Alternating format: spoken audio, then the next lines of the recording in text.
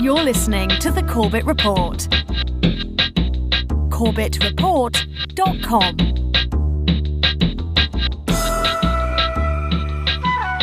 Welcome back, ladies and gentlemen. Welcome back to the Corbett Report podcast.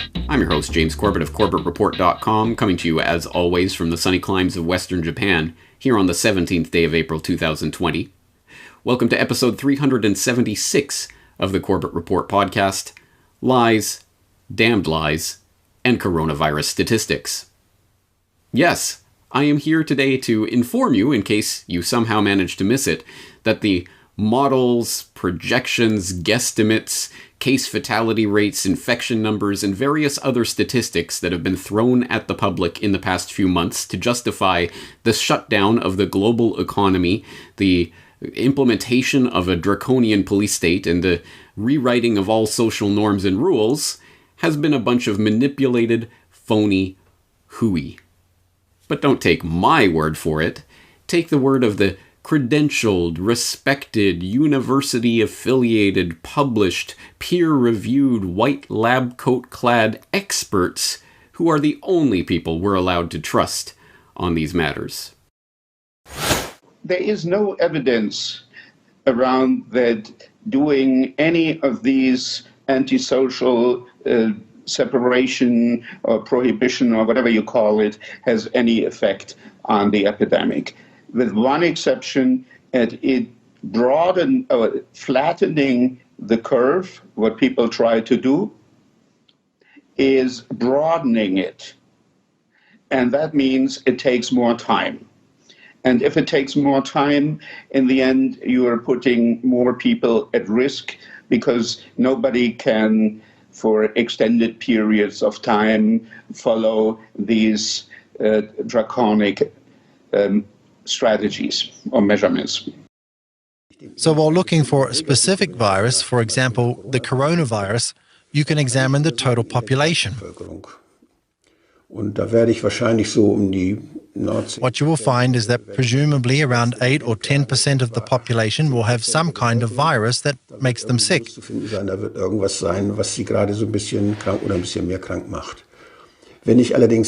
But if you examine medical practices, do your tests there to determine who is sick, then of course you would find a lot more positive cases. And if you examine hospitals and take samples there, then you would find even more corona-infected people.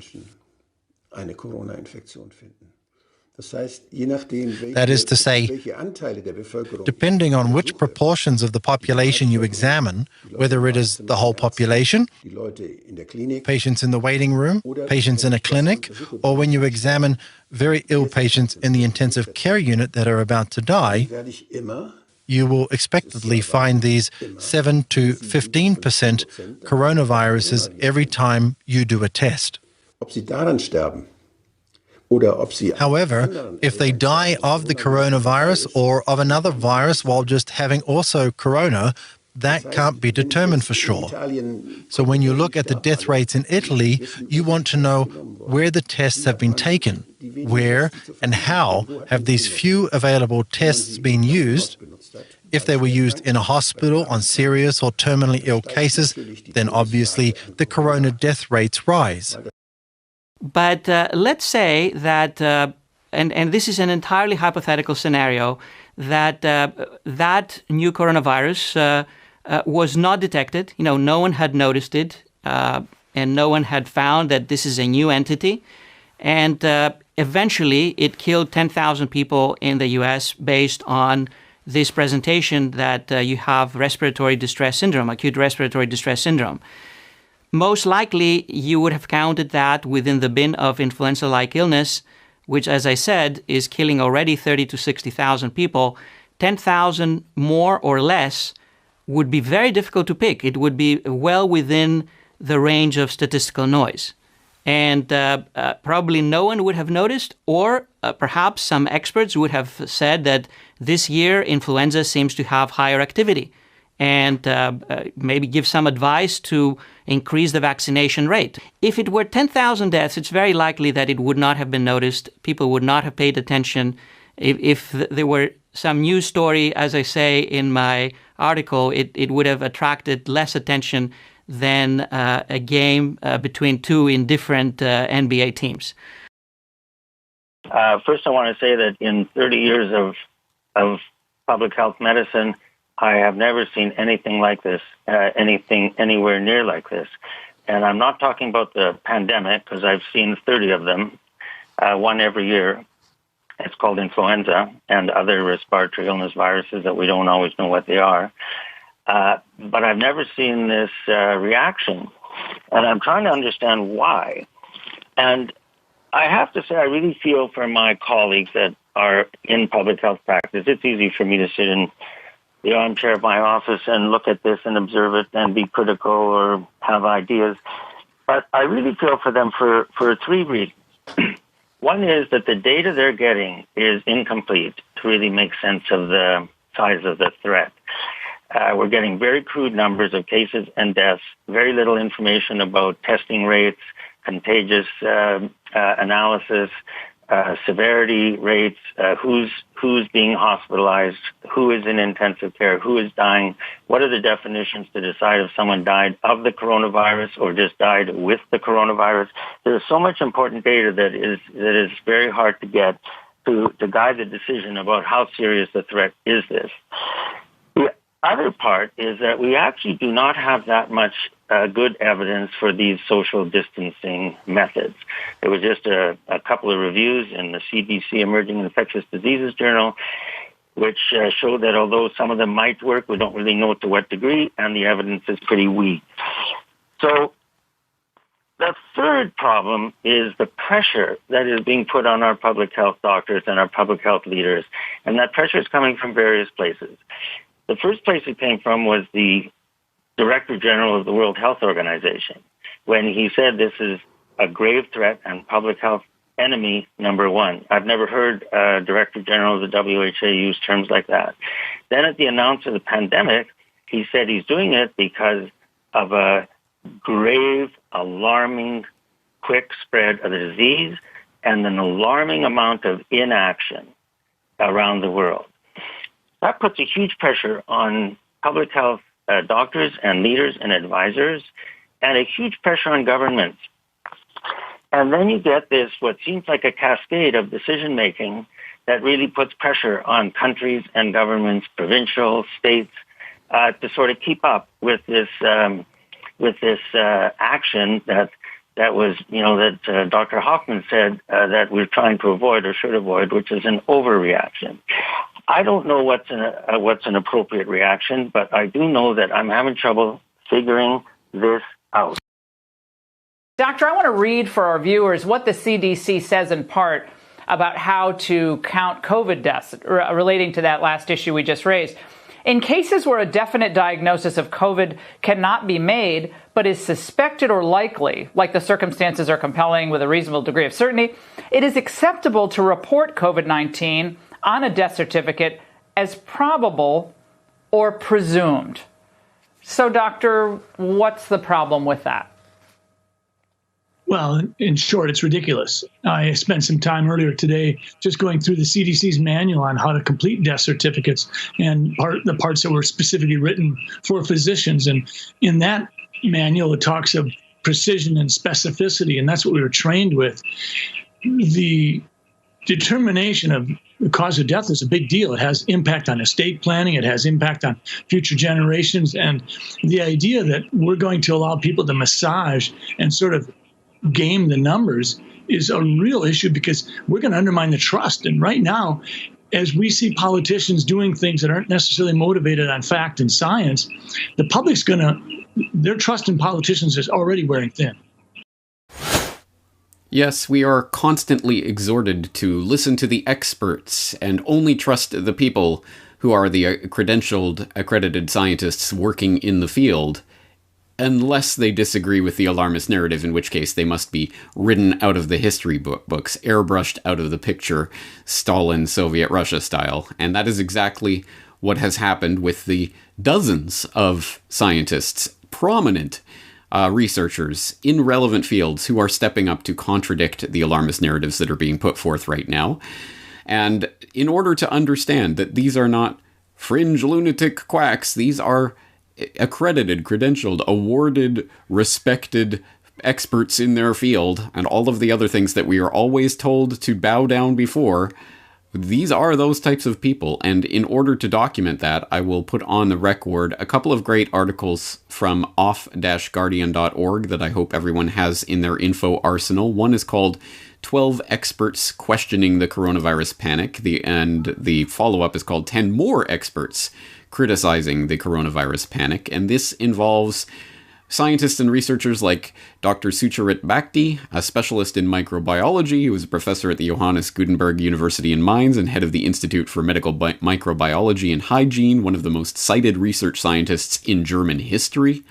You have Dr. Wolfgang Wodarg, German physician specializing in pulmonology, politician, and former chairman of the Parliamentary Assembly of the Council of Europe, and incidentally, the person I've cited on many occasions as one of the people blowing the whistle on the swine flu pandemic scam of 2009. Dr. Joel Kedner, professor of community health sciences and surgery at Manitoba University, former chief public health officer for the entire province of Manitoba. Dr. John Ioannidis, who my listeners will be familiar with from the Crisis of Science, professor of medicine, of health research and policy, and of biomedical data science at Stanford. You have Dr. Yoram Lass, an Israeli physician, politician, and former director general of the Israeli Health Ministry. Pietro Vernazza, Swiss physician specializing in infectious diseases at the Cantonal Hospital St. Gallen and professor of health policy. Frank Ulrich Montgomery, German radiologist, former president of the German Medical Association and deputy chairman of the World Medical Association. I could go on and on and on and on, as I'm sure you get the picture.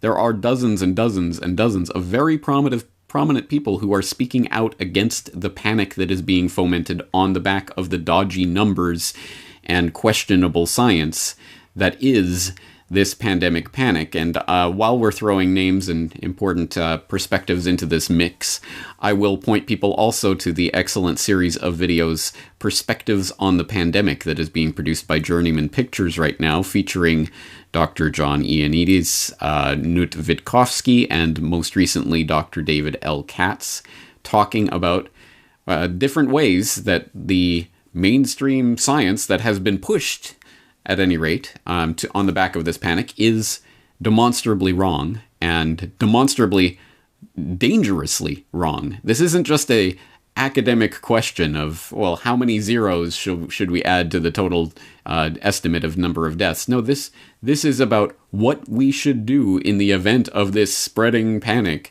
What needs to be done, and what will these mitigation efforts, what kind of efforts can we do, and what will be the result of them? Entire decisions that the entire world economy at this point is based on are resting on these dodgy numbers. So in order to underline that point, let's turn to one of the most important papers in this regard during this entire crisis. It came out on the 16th of March 2020 under the title, Impact of Non-Pharmaceutical Interventions to Reduce COVID-19 Mortality and Healthcare Demand. It was written by a team of researchers at the Imperial College COVID-19 response team led by Neil M. Ferguson, and it has in the summary, it starts with some blather about the H1N1 influenza pandemic of 1918 and goes on to talk about two fundamental strategies are possible into how to react to the COVID-19 crisis. A, mitigation, which focuses on slowing, but not necessarily stopping epidemic spread, reducing peak healthcare demand while protecting those most at risk of severe disease from infection. And B, suppression, which aims to reverse epidemic growth, reducing case numbers to low levels, and maintaining that situation indefinitely.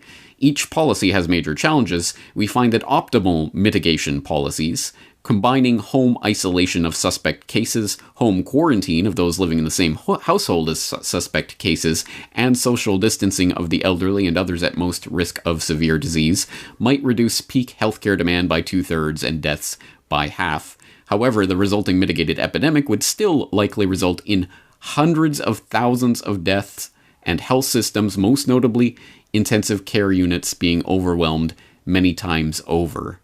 And it goes on in a fair degree of detail with these very impressive looking charts and graphs that they show here about the different options that are on the table and how they will affect the number of deaths or the number of critical care beds that will be available versus what will be used in the event of this or that mitigation strategy, and how the curve can be flattened or extended or manipulated in various ways by different efforts. And long story short, they do come up with some pretty startling numbers that did become the basis for at least the immediate proximal cause of the incredibly draconian lockdown measures that were introduced specifically in the US and UK, although obviously this did affect decisions being taken place in Canada and many other places around the world to lock down, based on some very alarming numbers of the number of deaths that would be likely to occur if this disease were left to run its course, running into 500,000 in the UK and 2.2 million in the US. Startling numbers that certainly were reported at the time. Thomas, you've had a briefing with some fairly sobering thoughts behind it. Yes, indeed. I've got a document here which underpins the government's science, the science behind its strategy, and it really does make some really sobering reading, actually, Colin. This is from the Imperial College COVID-19 response team. They're the ones who've been advising the government on this, as I say, and they say that we are in for the long haul here. They're talking about how they have changed their minds in the last few days based on what is happening in Italy. They also say demand here early in the outbreak is proving to be twice as high on hospitals than they had been anticipating, with a high number of patients being admitted to intensive care and a high proportion of those dying. So they have redone the maths. They are looking again at what is likely to happen here in the UK. And I have to tell you, Colin, that they are talking about, even with the kind of measures that we're hearing about today, that they're predicting that they might reduce the peak critical care demand by 2/3 and half the number of deaths. But even with this optimal mitigation scenario, you're still looking at an 8-fold higher peak demand on critical care beds over and above the available surge capacity in the UK. They're talking that even in the most favourable scenario, there would be in the order of 250,000 deaths in the UK based on that strategy. Now, what they're saying, that the only possible conclusion is that epidemic suppression is the only viable strategy at this time to, in effect, stop the virus circulating. That would have to go on until a vaccine was developed in 12 to 18 months' time, and that the social and economic effects of those measures to achieve that policy goal will be profound. It's hard to underestimate the significance of this document. The report runs us through a few different ways this could turn out depending on what our responses are. If we don't do anything to control this virus, over 80% of people in the U.S. would be infected over the course of the epidemic, with 2.2 million deaths from COVID-19. That 2.2 million deaths also doesn't account for the potential negative effects of health systems being overwhelmed. Think of the number, 2.2, potentially 2.2 million people if we did nothing. If we didn't do the distancing, if we didn't do all of the things that we're doing. And when you hear those numbers, you start to realize that with the kind of work we went through last week with the $2.2 trillion, it no longer sounds like a lot, right? Wait, whoa. Oh, sorry. Did we say 2.2 million deaths in the US and 500,000 in the UK? What I actually meant to say was under 20,000. Yes, of course, those numbers have been walked back, but there are any number of explainers out there on the internet that will inform you that no, these numbers haven't been fundamentally changed. It wasn't that the model was completely and utterly off. No, you see, what he was saying, what Neil Ferguson and his comrades there at the Imperial College were saying, is that if no distancing measures, no lockdown took place, then there would be widespread, unbelievable, monumental death, the likes of which we haven't seen in X number of years. But since that took place, that's why it will be under. The problem with that theory is that in the paper itself, they very explicitly and clearly highlight the 2.2 million deaths, the 500,000 deaths figures. But any sort of, well, if we took these measures, it would be under 20,000 is very much, you have to scry the tea leaves to figure it out. But don't worry, Neil Ferguson, of course, knew that weasel was embedded in the report itself, which is why he came out on Twitter to clarify. He said, "I think it would be helpful if I cleared up some confusion that has emerged in recent days. Some have interpreted my evidence to a UK parliamentary committee," where he said deaths could be kept under 20,000 now from 500,000 a month ago, as indicating we have substantially revised our assessments of the potential mortality impact of COVID-19. This is not the case. Indeed, if anything, our latest estimates suggest that the virus is slightly more transmissible than we previously thought. Our lethality estimates remain unchanged. My evidence to Parliament referred to the deaths we assess might occur in the UK in the presence of the very intensive social distancing and other public health interventions now in place. Without those controls, our assessment remains that the UK would see the scale of deaths reported in our study, namely up to approximately 500,000. Interpretation, well, we said 500,000 deaths in the UK because there was nothing in place at the time. That was put in place. Now it will be under 20,000. So what exactly are we testing this against? What is the reality against which this is being tested? Which is to say, like all models, none. It is garbage in, garbage out. And because, don't worry, it's actually better than we thought, because our alarmist numbers scared governments into enacting policies that now are exactly what we wanted, and now there will be less deaths. So don't you guys worry too much about it. And I find it particularly instructive. There was an interesting exchange on that Twitter thread underneath Ferguson's comments where Shyam Iyengar writes, "Thanks. The 500K figure had spooked quite a lot, though I do think the paper clearly specified the rationale behind the thinking, lack of controls. Hope we do not reach the 20K figure, though. Prayers and best wishes to all." To which Mike Bennett responds, "We sort of needed spooking," which is a particularly interesting comment in the light of this, because it certainly does raise the possibility. Lead with headline numbers about millions dying on the streets and bodies piling up, and get people's attention in order to get the policies that you want in place, and then later to say, well, you put those policies in place, so it has saved you. The magic of the lockdown has saved you from these bodies piling up. It's almost like that's a strategy that could be employed, i.e. you could release alarming statistics and models in order to scare people. But who is suggesting that that is what's really taking place here? I'm Bonnie Allen in Regina, and here in Saskatchewan, 3 people have died from the virus so far. And at the moment, fortunately, just 1 person is in intensive care. The province is still calculating what to expect, so for now, all we can go on is an internal report from 2 weeks ago. It predicted a worst-case scenario of hundreds of people in the ICU at one time, and as many as 15,000 people in Saskatchewan dying. But that prediction was made before most restrictions came into effect. Kelly, what do you think the strategy was behind releasing these projections? Well, I think there were 2 objectives. I think the first was, frankly, to scare people. What? Politicians cynically latching on to hyped up scientific models in order to scare the public into accepting things that they otherwise wouldn't? Surely not. Yes, surely so. It does happen, and it's going to continue to happen as long as people continue to fall for the same lies over and over. Don't worry, the magicians at these institutes, these scientists floating on clouds who would never have any sort of political motive for anything, and certainly haven't received $79 million of funding from the Bill and Melinda Gates Foundation this year alone, as Imperial College has, would never have any reason for skewing any of their results or making anything seem hyperbolic or alarmist in order to scare people into accepting various policies. No, never. Except for all the times where we have seen that demonstrably happening in the past. And this is not a trivial matter.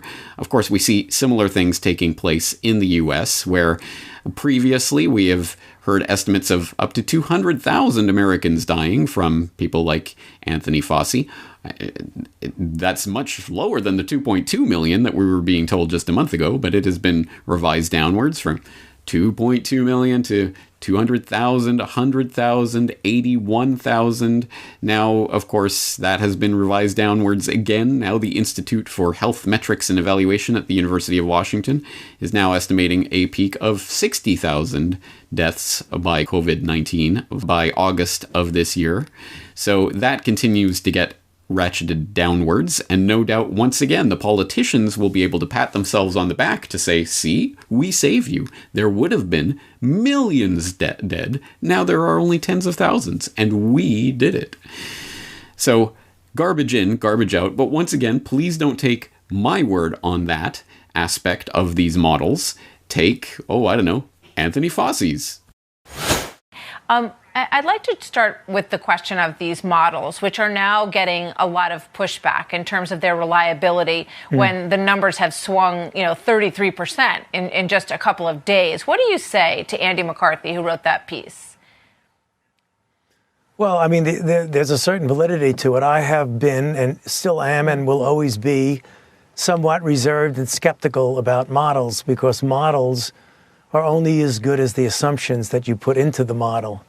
And those assumptions that start off when you don't have very much data at all, or the data that you have is uncertain, that you put these assumptions in and you get these wide ranges of calculations of what might happen, 100,000 to 240,000 deaths.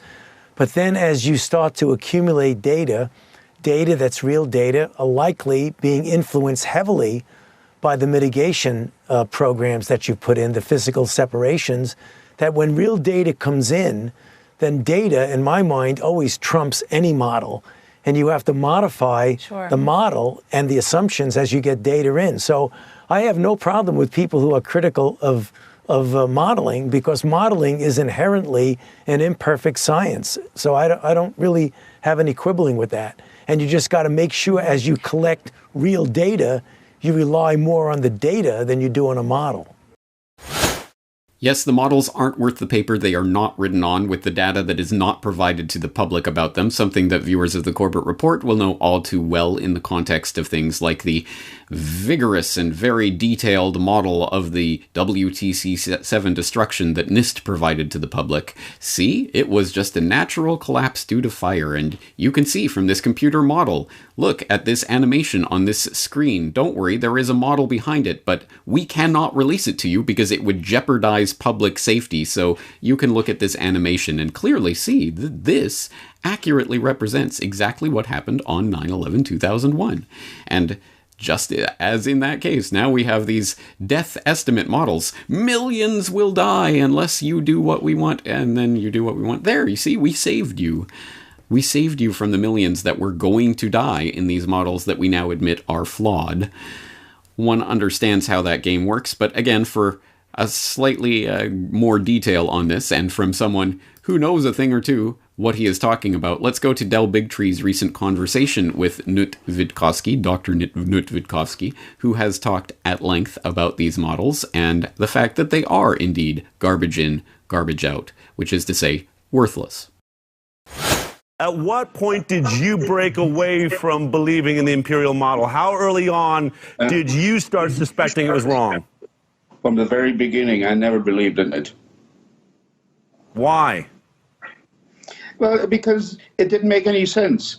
And the problem is some people put out models that have no relation to reality, and then you can prove everything, including the opposite. We should use models that are actually grounded in reality. And if we do that, we get realistic estimates. They can be 10% high or even 20%, but they will not be off by several orders of magnitude. When you say proper models are using real numbers, I think around the world we assumed that's what was being used. What were these models built on? I have no clue, because I couldn't see any information that would allow me to evaluate what type of model was used, other than it started with M and ended with Odell. No qualified or very few qualified epidemiologists were ever being consulted. It was all virologists and MDs, and they are not really trained in understanding the complex nonlinear systems that drive epidemics and that you have to incorporate in your thinking to make sense of the data. Yes, the only thing verifiable about these overinflated, hyped, scaremongering models is that they start with M and end with "audle." But I think we understand how this scam really works, and I think we should know by now, because it's the same scam, fundamentally, that's been perpetrated on the public for thousands of years at this point. And whereas in the days of old, it was the priestly class trying to convince the masses that next week the snake god is going to swallow the sun, and if I don't do the special magic ritual, then the snake god will swallow the sun forever, and we're all gonna die. And lo and behold, the next week, the solar eclipse arrives at the predicted time, and the special magic ritual goes on, and the snake god lets go of the sun, and it's because of me, and thus you must worship me. I am your king. This is how the scam has always worked, and in the modern context, you have the modern priestly class saying, if you don't do exactly what we say and shut down the entire global economy, lock people in their homes, and stop all productive human activity, then millions are going to die. And when millions don't die, you see, it's because of us. Of course, this is inherently unfalsifiable and therefore unscientific, but this is the way the scam works, and it has that scientific gloss. Does it not? So it certainly sounds good until actual scientists come in and say this is based on nothing. Garbage in, garbage out, which, even as I point out, even Anthony Fauci comes along and says, well, yes, I agree. These models are only as good as the data we have to go into it, and we didn't have much data to go into it. So they admit the scam, but only after they have already gotten what they wanted out of it. And if only these manipulated projections and models were the only fudged numbers that we were dealing with right now, but unfortunately, as I'm sure you are aware, that is not the case. And perhaps the number that is most front and center in all coverage of the COVID-19 crisis is the death count. People are dying left and right. The bodies are piling up. Look at the numbers every day. What is the new death count today? The death count has topped the X number of thousands. Oh my God. The bodies. And this is, of course, what people are concentrating on. And obviously so. You obviously, as Fauci and everyone else admits, you can argue about models and projections and things like that. But you can't argue about dead bodies, can you? They exist. They are countable. There is a body count. So clearly, we have some sort of proof of this, do we not? How can you fudge this? How can it be possible that you fudge this? And I just am here to let you guys know, in case you didn't know, that this is real, y'all. This is real. This is really happening. This is real, y'all. Y'all, this is for real, y'all. This is for real. This is for real. This is Brooklyn, y'all. Family, y'all take it serious. Y'all take this thing real serious, y'all. This is for real. This is for real, y'all. This is for real. This is real. This is right here in Brooklyn. This is right at Brooklyn Hospital. Y'all, this is for real. They putting the bodies in 18-wheeler, y'all. Please stay inside. This is for real. This is no joke, y'all. This is for real. I don't know. You know me, I'm the skeptical sort, so I wasn't convinced the first 47 times that we were assured that this was real, but the 48th is what did it for me. No, look, okay, please understand what I'm saying here. I am not making fun of people who are clearly in mental distress, because I see them as the unfortunate victims of an incredible propaganda campaign that has been waged against the public to convince them of the imminent death that we all face from this killer disease. The bodies are piling up, and that is not even some sort of exaggeration. That is literally the way that this is being reported in the literally tabloid media that is the lowest rung of the propaganda ladder that unfortunately has the widest audience, and people are responding to that. They are responding when the New York Post puts their Isle of Tears, Heart Island mass grave for COVID victims in big font with the pictures of the coffins literally piling up on their front page. And when they follow it up with story after story after story about these mass graves that are happening because so many bodies are piling up. New York City may temporarily bury coronavirus victims on Heart Island, we're told. And then the next day, drone video may show inmates burying coffins on New York City's infamous Heart Island. And de Blasio admits coronavirus victims have been buried on Heart Island, tell us the hard-hitting news reporters from the New York Post, without any context of Heart Island or the practice of burial on Heart Island, to lead those who at the very least do not actually read into the story, the people who glance over the headlines, to believe that something incredible and unprecedented is taking place. And you can get that from literally all of the tabloid media, Daily Mail of course being another prime example, with a typically Daily Mail-esque headline: workers in full hazmat suits bury rows of coffins in Heart Island mass graves as New York City officials confirm coronavirus victims will be buried there if their bodies aren't claimed within 2 weeks after death toll rises to 4,778. Say that 3 times fast. But yes, these are the types of hysterical, hyperventilating reports that people are getting, completely contextless, without the actual reporting to let you know that, no, this is not some unprecedented new thing that's taking place only because of the mass amounts of people who are dropping like flies from COVID-19. You can garner that from, obviously, different sources. For example, Reason.com had this article up on April 10th, the same day that de Blasio admitted that coronavirus victims have been buried on Heart Island. I can't believe it. Mass graves in the United States. I never thought we would have seen it. But Reason.com had this article up: no, New York City is not running out of burial space due to COVID-19, in which Elizabeth Nolan Brown writes, century-and-a-half-old Bronx burial site sparks panic on social media. The COVID-19 death toll in New York City right now is chilling, more than 4,400 at last count. So are images of coffins being buried in mass graves. It's hard to see things like that and not feel the weight of those numbers all the more viscerally, which makes it all the more imperative to contextualize and not sensationalize those images. Unfortunately, a lot of professional media has been erring on the side of, look at what America has come to. There are so many dead bodies, they have to start hiring people to dig mass graves. The site cemetery on Heart Island is indeed tragic. It has been for the past 151 years. Since 1869, prison labor has been used to bury unclaimed and unidentified New Yorkers in mass graves of 150 adults or 1,000 infants, states the Heart Island Project website. Families of those buried there were only allowed to start visiting in 2014. Since 1980, 68,955 people have been buried in mass graves on Heart Island, notes the project, which is dedicated to telling stories of those laid to rest there. That's around 1,724 people per year, 33 per week, or a little under 5 per day for the past 40 years.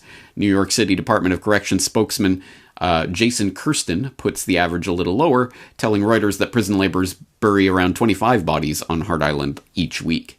Kirsten now estimates that there are upwards of 100 coffins per week being buried there, so yes, there appears to be a recent spike in burials in these mass graves, but that's not because there are so many dead that the city has run out of burial space elsewhere. It's because more people are dying right now, and that includes people who don't have anyone to claim their bodies. End quote.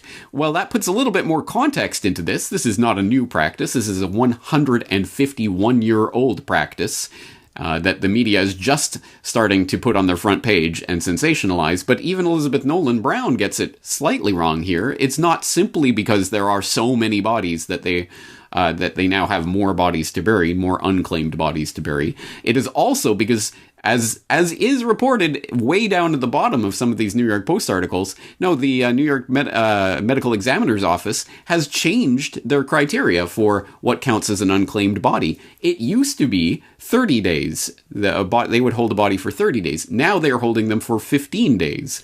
So there is less of a window for bodies to be claimed, which undoubtedly contributes some to the increase in bodies. That's not to say that people are not dying, that there is no death, but it is to say that even that statistic of how many bodies are being buried on Hart Island is itself a product of a chain of decisions that have been made as this crisis is ongoing. Things are changing, and the stats, the way that these numbers are being manipulated actually changes the outcome of how many bodies get sent to Hart Island, amongst other things. And it's important to understand, as something that many of the dissenting scientific voices are pointing out right now, so many of the different statistics and measurements and ways that we could theoretically get a handle on what actually is happening through numbers are not reliable, because the criteria are being changed in the middle of this crisis. So that we can't compare apples to apples with any of these numbers on so many different levels, one great example of which is the simplest of all the questions. There is a body count. This is not some theoretical pie-in-the-sky thing. People have died from a disease. How many people? This should not be a difficult thing to determine, but it is, because of course that stat continues to change, or the metric by which that stat is calculated continues to change, because it is a calculation. It is an estimation. It is something that is written down on a death certificate by a doctor working on certain guidelines. So here's a prime example of that. You may have seen this very scaremongering headline in recent days. This one, let's take it from The Guardian. It was in the New York Post and elsewhere, but on The Guardian has New York City coronavirus death toll jumps past 10,000 in revised count. Revised count? What does that mean? So as this story goes on to say, New York City has revised its COVID-19 death toll sharply upwards to more than 10,000 people, hitting an important psychological milestone. We're in the 5 digits now, people. And it happened overnight, just like that, because they changed the criteria. With the city now firmly established as being at the heart of the global coronavirus crisis, and it jumped into that top position because of this change. The soaring death toll has been fueled by the adding of 3,778 people who were not tested for COVID-19, but are presumed to have died from it. All right, well, there you go. So this is the criteria that we're using. Well, they probably had it, so let's just add them. And now it's 10,000. Well, there you go. So as you can see, we cannot take these numbers at face value. They are judgment calls, and you might agree with the judgment that's being made, but the underlying point is that the numbers are clearly a political product. They are the result of guidelines that are being issued and judgment calls that are being made by not even political figures. We're talking about appointees who were not elected by anyone. And in this case, quite specifically, of course, in the U.S. context, we're talking about the CDC, and that's the example we can turn to. We already heard earlier in this program about Dr. Scott Jensen talking about the ways that the CDC has changed their death coding guidelines for COVID-19, and how he, as a practicing doctor, finds that absolutely incredible. And he talks about that, so I will throw you back to that interview. I suggest you check it out in its entirety for more of that context. But let's look at that in some more detail. Let's take it from the CDC itself, which on March 24th, 2020, issued COVID-19 Alert Number 2, new ICD code introduced for COVID-19 deaths, introducing U07.1 as a new ICD code, basically a code for death certificates, to code for a COVID-19 death. And if you read through this document, it says, will COVID-19 be the underlying cause? And it says the underlying cause depends upon what and where conditions are reported on the death certificate. However, the rules for coding and selection of the underlying cause of death are expected to result in COVID-19 being the underlying cause more often than not. So they admit they are changing the guidelines specifically to make COVID-19 more likely to be classified as the underlying cause of death. And in a later section, it says, what happens if the terms reported on the death certificate indicate uncertainty?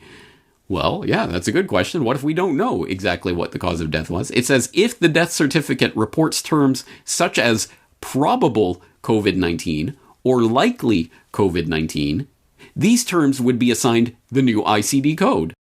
Please bear in mind what that is saying. If it is probable or likely COVID-19 related, then it was cause of death, COVID-19. That's how you code it. And it is saying it is not likely that NCHS will follow up on these cases. They are letting the doctors know, don't worry, we're not going to check into it. We're not even gonna examine it ultimately. You just code for it. It's a COVID-19 death. Just add it to the death number, please.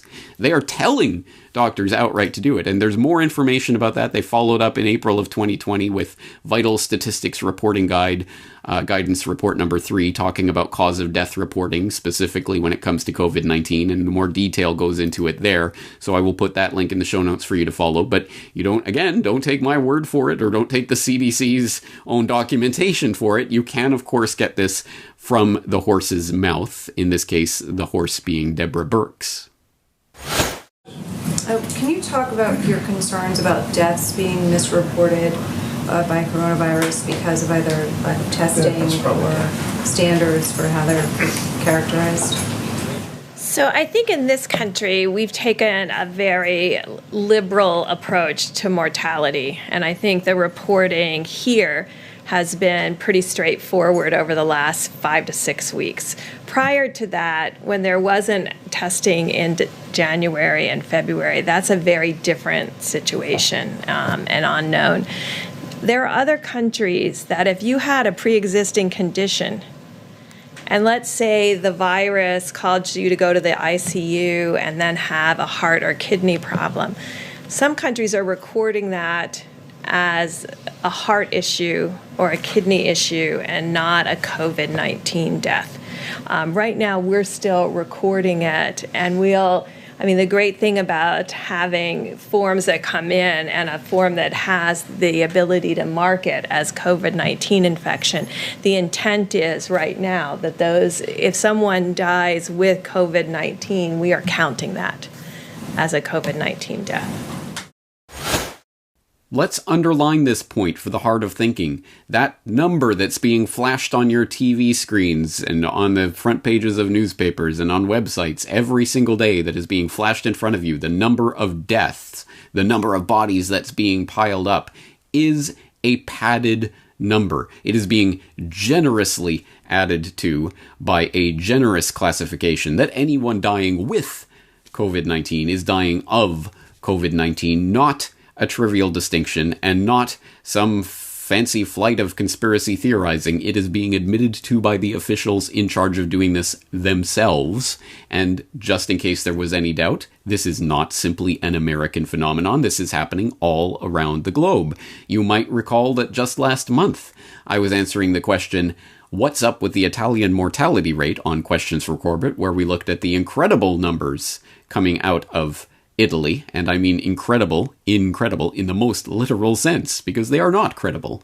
And I went through that in some detail in that edition of the Questions for Corbett podcast. I hope you will go back and watch or rewatch that one. I think there was a lot of good information in it, but that type of information is being compiled by some of the people who are diligently deconstructing the dissembling discourse of the doomsday disease peddlers, like off-guardian.org, which, as I say, is doing incredible work on this issue. And one example of that is an article they posted up a couple of weeks ago on COVID-19 death figures, a substantial overestimate, where they note some of the different tactics, essentially the same tactic that's being deployed by multiple health ministries in multiple governments around the world right now.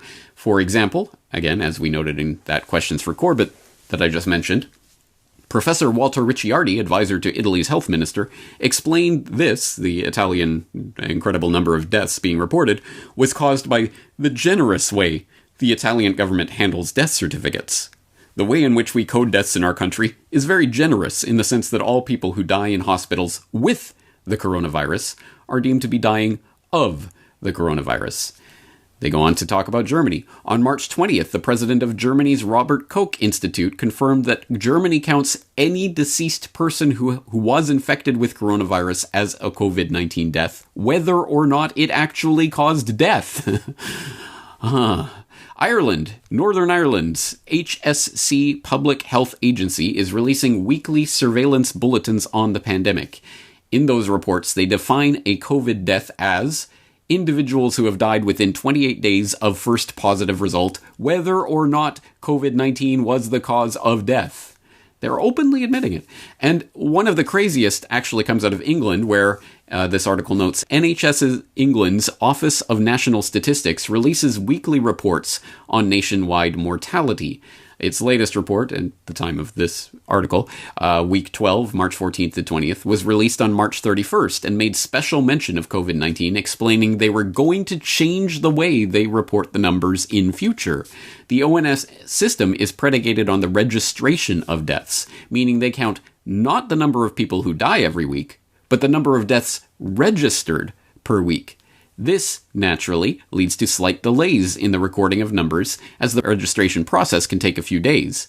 However, with coronavirus deaths, since it's a national emergency, they are now including provisional figures, which will be included in the dataset in subsequent weeks. This leaves them wide open to, either accidentally or deliberately, reporting the same deaths twice, once provisionally and then once officially a week later. Just lunacy on top of lunacy piling up, as always, in the name of this crisis. It's a national emergency. We have to change the game as it's being played in the middle of the game so that we can change the score on the scoreboard. And that score, of course, is the number of dead bodies. It is a morbid and disgusting practice that is being played right now. It is unfortunately a sport that is being played by these health ministries to see what kind of tally they can get on their scoreboard. It is a macabre game, to be sure, and it is taking place to scare the public, to alarm the public. And also, of course, there is the monetary incentives that come along with this, as Dr. Scott Jensen points out in that interview I referred to earlier. The medical system, actually, the doctors benefit from having patients dying of COVID-19 and being put on ventilators. They literally profit from it. But, of course, we're not supposed to look at the dollar incentive of these saintly priests in the white lab coats.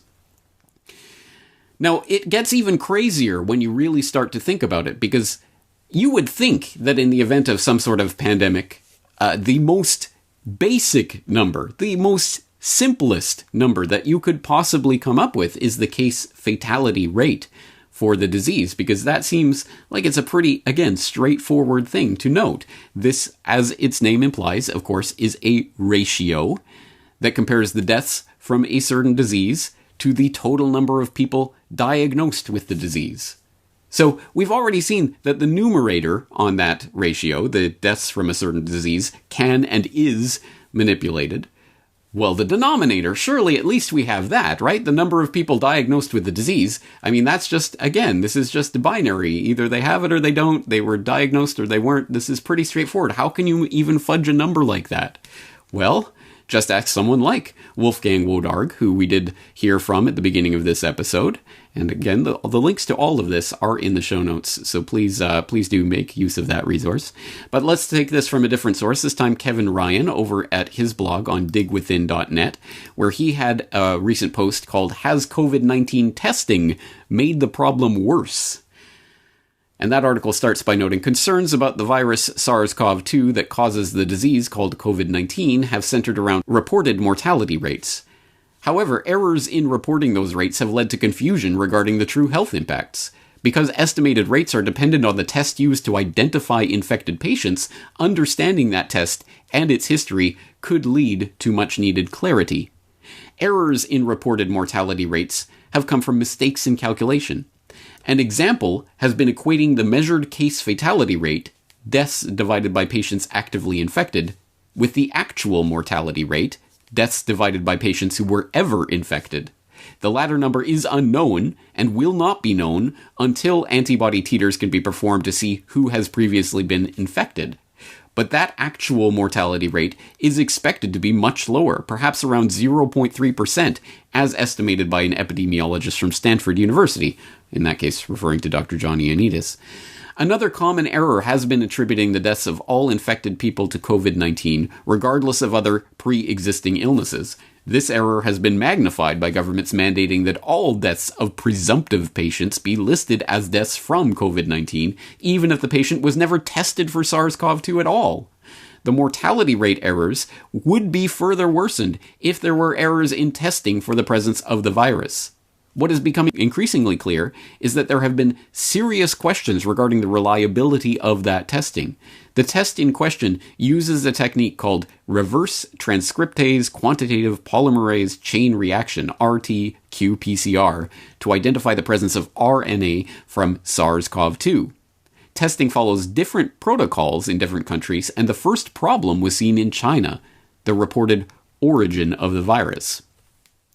And as that article goes on, Kevin Ryan points out the Chinese mystery of a peer-reviewed, published article in the Chinese Journal of Epidemiology that was published on March 5th, 2020, that concluded that nearly half or even more of patients that were testing positive for SARS-CoV-2 in the Chinese tests that they were using did not actually have the virus. In other words, half of the results were false positives. And that study was withdrawn and the data underlying it was also withdrawn, so it is not available for review. When the doctor who is leading the study was asked for explanation, he said that he could not cite a reason for withdrawal of the paper, only saying it was a, quote, sensitive matter. And the mystery deepens from there. But yes, I mean, there have been indications that the Chinese test was giving as much as half false positive results. And then Kevin Ryan goes on to break down the WHO guidance and testing, and then the US test, which was developed separately. So there's a lot of information in there. A lot of other sources have been talking about the problems involved in this testing. But anyway, the point, I hope, stands that, yes, even the denominator in that case fatality rate cannot be taken at face value. So even some of the most basic information that we would need in order to get a handle on the real scale of what is happening here cannot be taken at face value. I mean, even the people who are involved in creating the rules and guidelines would admit that this is a judgment call. And even if you believed they were doing it all for the best purposes, they can still get it wrong, and it still changes the game in the middle of the game, so that we cannot compare apples to apples, and we can see gigantic spikes in infections or in number of dead on any given day because of changes that take place in the way that these things are being calculated. And I could go on and on and on and on about the statistics and the tests and the various ways that the numbers that they are using to scare you with can and are being fudged, manipulated, cooked, and otherwise hyped. But I hope, at the very least, I've given enough information that you can follow the various things that I've talked about. Again, all of the sources are in the show notes in case you need to refer back to them. And there are many, many other cookie crumb trails that we could follow along these lines, but I think it's important to come down to the bedrock question. So why is this important? Why does it really matter to have all of these numbers actually pinned down and be able to compare apples to apples and truly get a handle on what's going on right now? And I think that should be obvious, as we see, as I've pointed out in this podcast, in the recent past, we are plunging into the Greatest Depression. The numbers added to the American unemployment rolls in the past 4 weeks have now topped 22 million people. It is absolutely unprecedented what is happening right now on the result of the hysteria that has been generated by these numbers. And these numbers are causing people to go into mental distress and have breakdowns and have viral videos showing the bodies piling up and other such things. It is causing insanity, and it is being used as a justification for the erection of the Corona World Order, which I also recently talked about here on the podcast. And I think a good article for getting down to that base root of what is going on and why it is important to be exposing the statistical chicanery that's taking place was published to whatsupwiththat.com in the last week by Charles Rotter. It's an article entitled "Coronavirus Death Predictions Bring New Meaning to Hysteria." And in that article, Rotter goes on to write, fact is, the epidemic worldwide, far from growing exponentially, is slowing, and that was to be expected per what's called Farr's law, which dictates that all epidemics tend to rise and fall in a roughly symmetrical pattern or bell-shaped curve. AIDS, SARS, Ebola, Zika all follow that pattern. So does seasonal flu each year. COVID-19 peaks have already been reported in China, South Korea, and Singapore, but as this entire podcast goes on to say, essentially, well, can we trust any of those numbers? But anyway, importantly, Farr's law has nothing to do with human interventions, such as social distancing to flatten the curve, and indeed predates public health organizations. It occurs because communicable diseases nab the low-hanging fruit first, in this case the elderly with comorbid conditions, but then find subsequent fruit harder and harder to reach. Until more or less now, COVID-19 has been finding that fresh fruit in new countries, but it's close to running out. So while many people assume that China contained its epidemic with draconian regulations, we actually have no evidence of that. Even the New York Times admitted South Korea recovered far more quickly with measures nowhere on the scale of China, although of course the Times still attributes that to human intervention, which assigns no role to Mother Nature. When the coronavirus epidemic ends, and the public health zealots inevitably slap themselves on the back for having prevented their own ridiculous scenarios, don't buy it. This isn't to say that through thorough hand washing several times a day and not sneezing and coughing in others' faces won't help. It will. But without the authoritarian and economically devastating measures the US and other countries are taking that are wrecking the world economy, there will be no apocalypse now or in the future. The streets are empty not because of direct effects of the disease, but from fear and from government dictates, as in a cognate of dictatorship. End quote. And that's what it comes down to. We are living through a period of dictatorship. Openly so, where governors who are being questioned as to where they derive the right to shut down businesses or to say this is an essential service, this is not an essential service. Where did you derive that authority? How did that land in your lap? They're saying, well, we're doing it now, and you can ask me later because it's an emergency. It is a dictatorship that is happening right now. Any pretense of any sort of Bill of Rights in the U.S. context or constitutions or any other sort of legal documents in whatever country you happen to live in are being exposed for what they are right now, which is pieces of paper that just have some words written on them, but certainly the people who presume to rule over you do not have to follow them. And I think the underlying point that someone like Rotter is making there is that these numbers are important because this essentially is a narrative that is being given to the public right now on the back of these numbers. Look at this death toll. It keeps going up. Look at these infection numbers. It keeps going up and up and up. And look, we can, if we don't flatten the curve, we're all going to die. And because of this statistical chicanery and these projections and models and all of the other tricks and tactics that I'm exposing here and many, many more that we don't have time to go into, they are creating the narrative that they want. So what we're going to need to do is to lock everybody in their homes, and you will not get out until you have a vaccine or can be proven to have some sort of immunity, and you will be followed and tracked and surveilled for the rest of your life, and we will have to come in and make sure that you have the social credit score with the QR codes and the UBI and everything else that goes along with the Corona World Order in order to save you from the snake god. I mean, from COVID-19.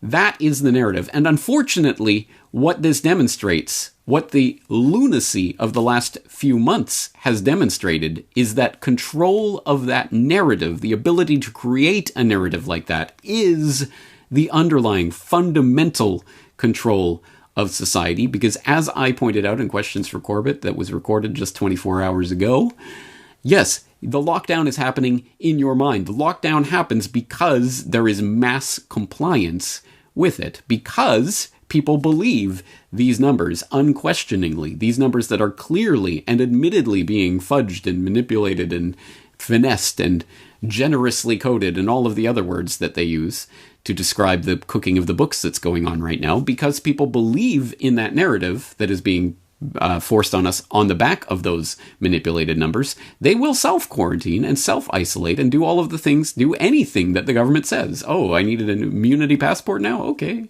we need to get special QR code apps and that'll trace us and give us green or red scores. Oh, okay, all right. Well, I guess that's going to happen now. Oh, mandatory vaccinations? Well, look how many people are dying. I guess we have to do this. So you understand, I think, why it is so important. This is not an academic exercise to question the numbers that are being put forward here. And look, I am not coming down and saying this is definitely this and this is definitely that and this is the real number and this is the fake number. No, I'm saying there is so much confusion being sown right now that of course we do not have a handle on all of these numbers and what they really mean, but that is the point. And the point, again, is that if they can create a narrative, then that is a switch that has been put in place, and they will flip that switch whenever they need to in order to enact whatever political policies that they want, as long as we go along with the narrative, as long as we've demonstrated that we will respond when they flip that switch. They will flip that switch again. Do you think they will not? And it very well could precipitate in a situation where, oh, you crazy conspiracy theorists, you want this lockdown to end? Okay. Lockdown over, everybody out. Okay, everybody enjoyed the sunshine for a month or two, and then, second wave, you crazy conspiracy theorists. See, it's spreading again. Look at the numbers. Look at the numbers. They're going up again.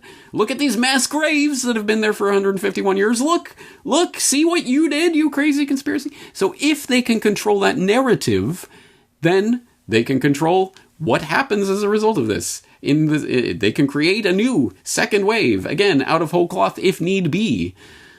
There are many scenarios that I think we can all imagine playing out as a result of this, but it all comes back down to controlling the narrative by controlling the statistical narrative. I mean, the numbers don't lie is the old adage, isn't it? When, in fact, as we know, there are lies, damned lies, and statistics. So, the underlying point of today's podcast, in case you did not get it, is that no, you should not trust these numbers that are being thrown around at face value. Know that even such a number as the death count, which you would think is a simple question of adding up the number of bodies piled in a room or something, is not that simple. It is a political calculation. It is a judgment that is being made right now, and it can be manipulated to pad those numbers. Please keep this in mind, and please share these facts with other people who are literally melting down and losing their minds over the hysteria that is being generated right now on the back of these lies. Once again, I would like to remind you that all of the things that I'm talking about, all of the articles and videos, are linked up in the show notes. Please go back to the original sources of this. Please go and study what these different experts are saying on both sides of the issue and come to your own conclusions. But I think it is vitally important that we have this conversation right now, because the narrative switch can be flipped on or off if we don't question it. That's going to do it for this week. I am James Corbett of corbettreport.com, thanking you for joining me for another edition of the Corbett Report podcast. I'll be back with more information on corbettreport.com on a daily basis. I hope you'll be there to join me. The Corbett Report is brought to you by the Corbett Report subscriber, a weekly newsletter featuring James Corbett's International Forecaster editorial, recommended reading and viewing, discounts on Corbett Report DVDs, and once a month, a subscriber-only video. Sign up today to start receiving your copy at corbettreport.com/support.